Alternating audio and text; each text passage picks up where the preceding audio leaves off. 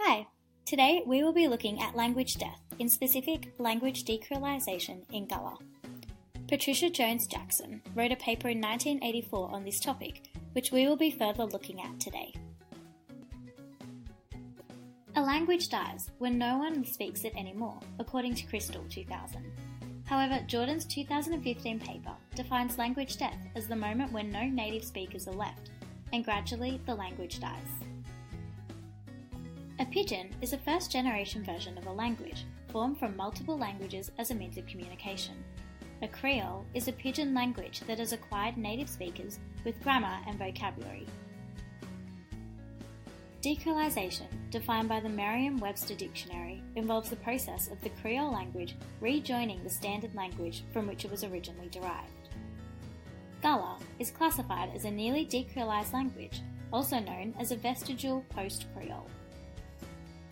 Language death can be attributed to many sociolinguistic pressures, for example the influx of foreigners. As a result of this, the Creole language merges with the standard language, mobilizing social groups to modify their speech to that language. To begin, let's look at the background of the language Gullah. It is spoken in the Sea Islands off of the coast of Georgia in the United States, where the ethnic population is approximately 250,000. The reference publication Ethnologue also provided us with more information, including the official name of the language being the Sea Island Creole of English, and the written language known as Latin script. Now to Jones-Jackson's paper. She aimed to determine the status of the language and the extent of the decrealization process. She also focused on the extent to which features of the language were viable, fluctuating, dying, or dead. Through this research, the main question addressed was, is Gullah in the process of decrealization? Jones-Jackson began her research through conducting a quantitative survey on the use of third-person singular pronouns. She focused on the Sea Islands, drawing a total of 20 speakers aged 10 to 96 with the same corpus.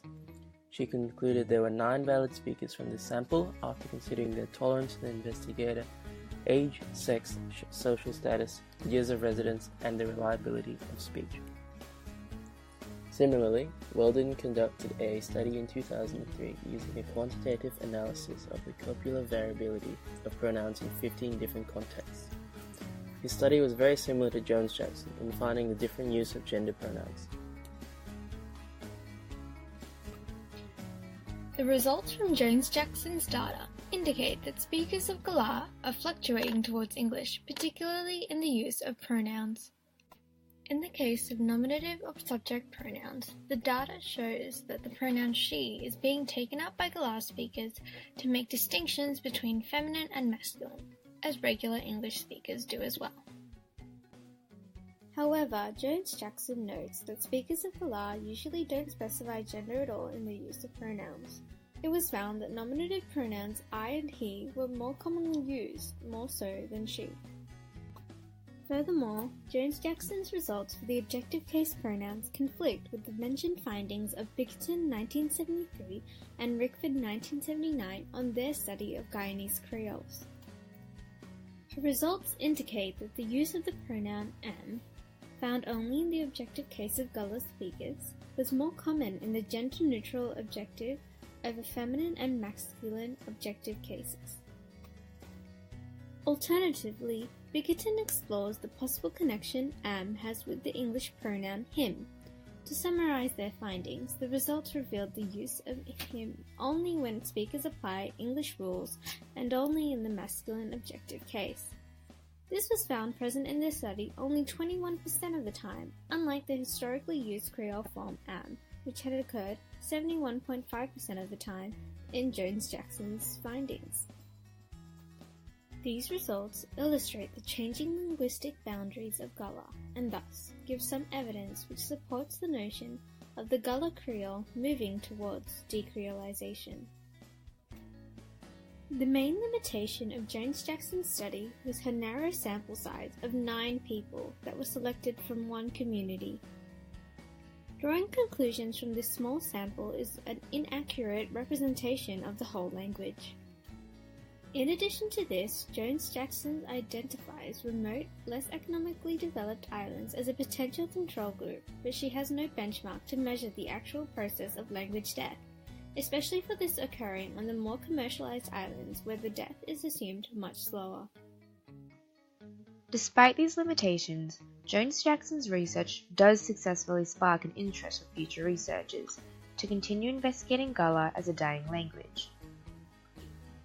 Mafuini took on this interest, believing that Gullah may be dying for a reason independent of decreolization, rather its mass exodus of the speakers moving to the city. He believed this contributed to the change in language, as they were deemed more economically friendly to conform to it in that urban environment. Furthermore, Jones-Jackson's findings are relevant to publications regarding decreolization and its contribution to evolving grammatical structures of Creoles.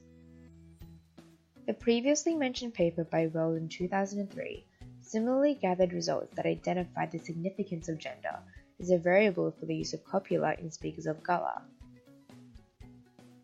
They found that males were using the copula more often than females who used no copulas in the first person singular.